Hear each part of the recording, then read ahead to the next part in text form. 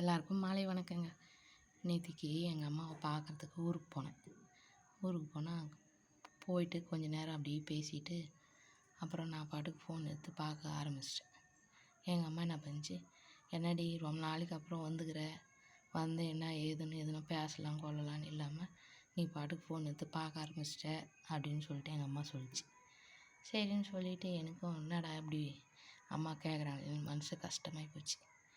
என் பையனும் அதுதான் சொல்லுவான், ஸ்கூல் விட்டு வர்றது ஸ்பெஷல் கிளாஸ் லேட் ஆகி வருவான், அப்போ நீ பாட்டு ஃபோன் எடுத்து பார்த்துன்னுக்குறியம்மா, என் கூட கொஞ்ச நேரம் பேசுமான்னு சொல்லிவிட்டு என் பையன் கேட்பான்.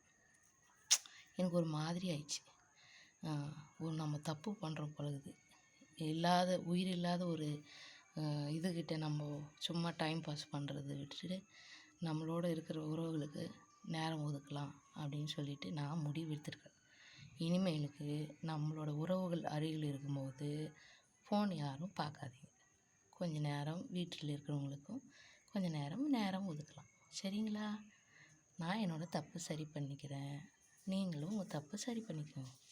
சரிங்களா? நன்றி.